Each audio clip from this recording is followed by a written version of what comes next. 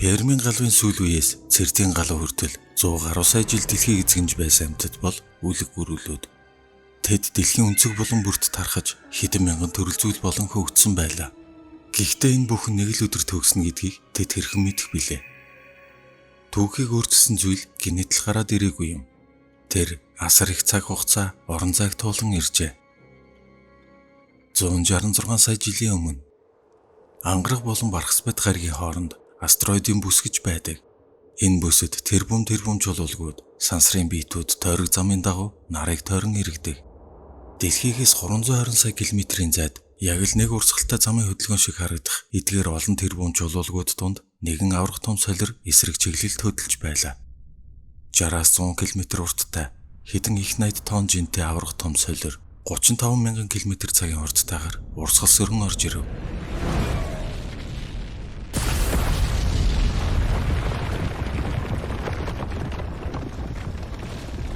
Аимшигтай мөргөлдөөн болж солир мянган хэсэг болон бүтгсрөв. Харин үүн дотроос 10 км-с том хэмжээтэй нэг хэсэг нь салж өөр чиглэлд хийсэн одлоо. Энэ солирын илтгэхийг өөр хувь тавилан хүлээж байсан. Учир нь тэр галзуу юм шиг хурдтайгаар Нарны аймгийн 3 дахь гаригийг чиглэн хөдөлж эхэлжээ. Түүний бай бол дэлхий. 100 сая жилийн дараа энэ үеэр үлэг гүрүүлүүд өөрсдийг нь юу хүлээж байгааг огт мэдэхгүй тайван эдэшилж байлаа. Нисдэг гүрүүлүүд тэнгэрийг эзэгнж, тиранозавр ан авд гарч, аврах том брахиозавр үүрэнд хөндөгнүүдээ халамжлана. Цаг агаар уур амьсгалтаатай байсан учраас тэдэнд өсөж үржихэд саад болох зүйл байсангүй. Гинтийн зочноос дэлхийг хамгаалж чадах хамгийн сүүлчийн найдвар 380 мянган км-ийн цаана оршдог. Энэ бол сар. Сар өмнө нь дэлхийг олон удаа сүрлээс хамгаалж байсан билээ. Түүний нүүрэнд ирэх мянган солирын соргинууд үүнийг гэрчлэнэ.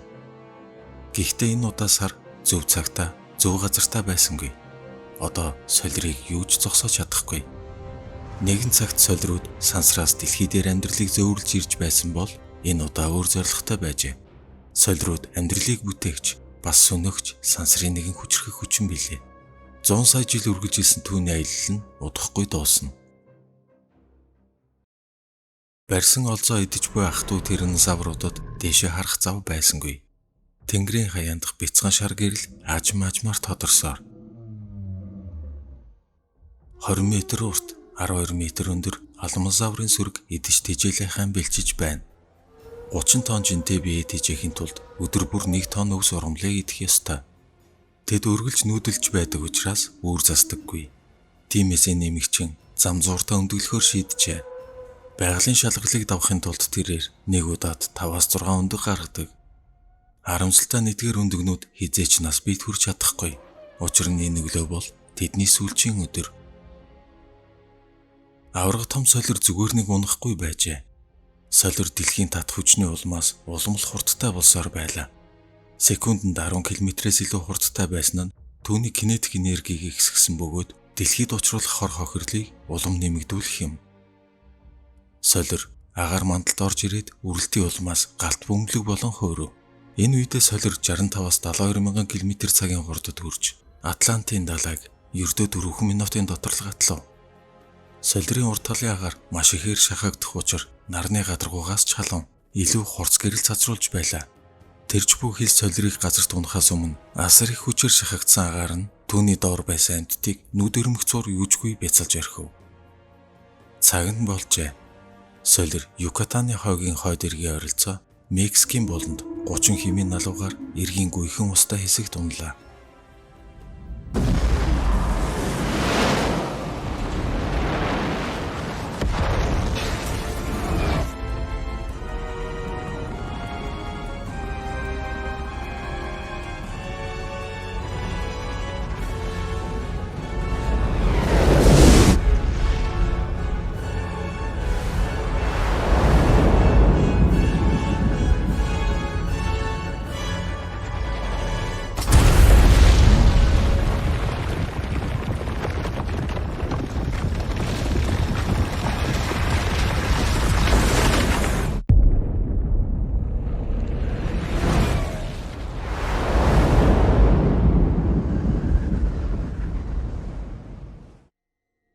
Цохилтын хүч төсөөлшгүй их байсан.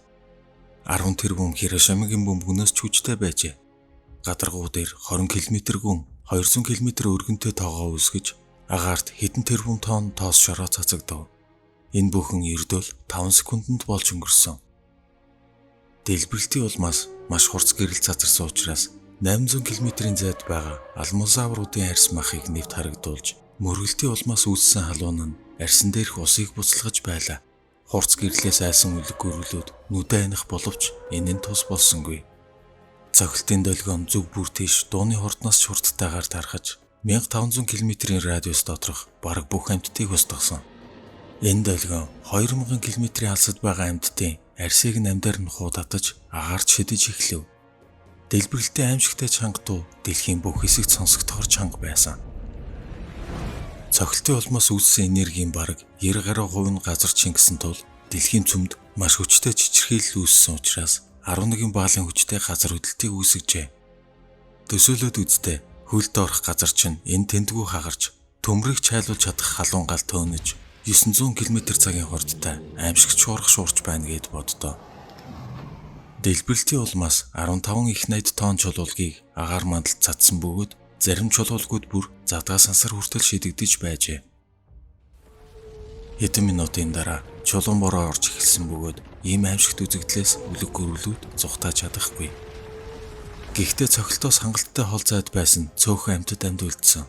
Гэвч тэднийг ч гэсэн аз дайрахгүй. Хэсэг хугацааны дараа далайгаас 100 гаруй метрийн өндөртэй аврах том цунами эрэг рүү хуйлран орж ирлээ. Энэ давалгаа одоогийн Америкийн нутаг дэвсгэрийг бүхэлд нь үерт автуулж өмнөд хагас ч гэсэн ихэнх хэсэг нь усанд живлээ. Халуун галд шатлгүй үлдсэн амьтдыг далай усанд живэх хувь заяа хүлээж байжээ. Энэ үед цохилтын төв зэгээс 15,000 км-ийн зайд буюу дэлхийн нөгөө хэсэгт одоогийн Монголын нутаг дэвсгэрт аврах махчин Тарбозавран хийж явна. Энд одоогоор гамшигын нөлөөлөл мэдрэгдээгүй ч удалгүй цохилтын долгион болон үнс нурман өвөл бүрхэн авах болно. Дэлхий тэр чигтээ дөргөн жижигэнсэн тул галт уулнууд сэргэж халуун хайлмгаа агаарт цацаж эхлэв. Үнс нуран болон нүрс төрөгчийн давхар эсэл агаарт тэрбум тонноор цацагдж байлаа. Хэсэг хугацааны дараа энэхүү халуун хайлмгууд галт мөндөр болон буцаж унана. Нисдэг үлэг гөрүүлүүд газар хөдлөлтөөс зугтаж чадсан ч халуун чулуун борооноос зугатаж чадсангүй. Одоо солирын цохилтын нөлөө зөвхөн бүс нутгийг биш дэлхийг тэр чигт нь хамарчээ. Цохилтоос нэг цаг хагасын дараа Монголын нутаг дэвсгэрийг халуун үлс бүрхэн авав. Агаарын температур нэмэх 100 градуст хүрчээ. 2 цагийн дараа гэхэд дэлхийг бүхэлд нь зузаан тоос шороон үл бүрхэн авсан бөгөөд энэ өдхөн үлс нь ямар ч гэрэл дулааныг нэвтрүүлэхэргүй байлаа. Дэлхий тэр чигтээ халуун там болон хувирчээ. Хэсэг хугацааны дараа температур буурч эхэлсэн ч бүх зүйлс дуусаагүй байлаа. Тэнгэрээс хүчлэлэг бороо орж эхлэв. Энэ бороо хэдэн 7 хоногийн турш орж дэлхий даяараа хордох болно. Хөрс ус бохирдсны улмаас амьд үлдсэн амьтад хорогдсоор. Үндэ солирын мөргөлтийн үед бүгд устсан бараг дээр байсан гэлтэй. Учир нь амьд үлдсэн амьтад илүү хэцүү замыг туулсан юм. Хаасайгүй газар хөдөлж, үерт автаж дэлхий тэр чигтээ шатаж байлаа. Эдгээр Тарбозавр болон Трицератопс зэрэг хэд хэдэн амьтад агууд нуугдаж амьд үлдэж чаджээ.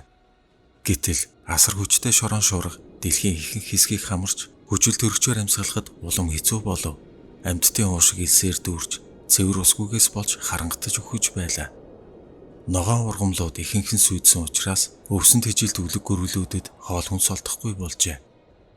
Трицератопсын сөрөг өчүүхэнч болтгоо өвс олохын тулд хэдэн 10 км замыг туулна. Махчин амьтад ч гэсэн өсөж өгөхгүй тулд тааралцсан амьтан руугаа дайрахаас өөр аргагүй болж байна. Цохилтоос хойш 7 хоногийн дараа гэхэд Америк төв болон дэлхийн ихэнх газрууд үгсэн амьтдын сэг зэмээр дүүрсэн байлаа. Гэхдээ амьдрал дуусах хараахан болоогүй. Өндгөн доторх үр хөврлийн амьдрал үргэлжилсээр. Магадгүй тэд өөрсдийн төрөл зүйлийн үргэлжлэл болж амьд үлдэж магадгүй.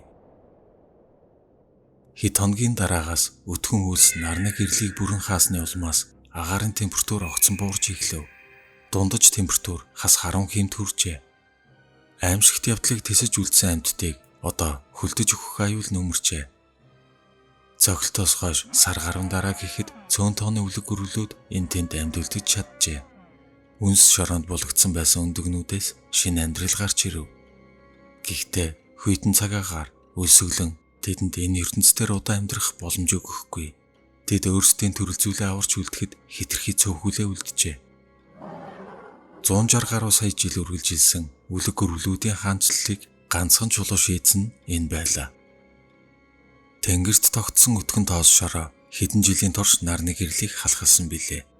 Гэхдээ үлэг гөрвлүүдтэй нэгэн цаг үед даруухан амьдарч байсан өөр нэг амьтдыг шинээрээ хүлээж байлаа. Тэд бол бяцхан хөвгтөн амьтад. Аимшигт мөхлийн үед газарт орох нүхэнд хорогдож байсан эдгээр амьтад хожим нь дэлхийг эзэгнэ гэдгийг хэн мэдэх билээ. Тэд маш хурдан үрждэг, гайхалтай дасан зохицох чадвартай байсан нь тэдний давуу тал байсан. Үлэг гөрвлүүдийн эрен төгссөн ч Синозойн эрен эхэлж нарны гэрэл дахин ээж ногоон ургамлууд газрын хөрсөн дээр дахин сэргэж эхлэв. Амьдрал үргэлж өөрийн замаа олдог. Сая жилийн дараа Мексикийн болонд энэ аимшигт үзэгдлээс зөвхөн бүдэгхэн сорвил үлдэнэ. Дэлхий өөрийгөө аажмаар эдгэж байлаа. Гэхдээ амьдрал бүрэн сэрэгтлээ дахин олон сая жилийг зарцуулсан. Нөгөө тэгүр үлэг гөрвлүүд угаасаа мөхөх шатандаа явж байсан бөгөөд солир унснаар тэр үйл явцыг нь түргсгэж өгсөн ч байж магадгүй гэж үздэг. Харин одоо хоёр хөл дээрээ алхдаг том тархитай нэгэн төрөл зүйлийн хөгтөн дэлхийг эзэгнэж байгаа билээ. Гэхдээ амьдрал ирээдүйд хэрхэн өөрчлөгдөхийг хэн ч үл мэднэ. Магадгүй өөр нэг аврах солир замдаа гарсан ч юм билүү. Бичлэг таалагдсан бол лайк, share, subscribe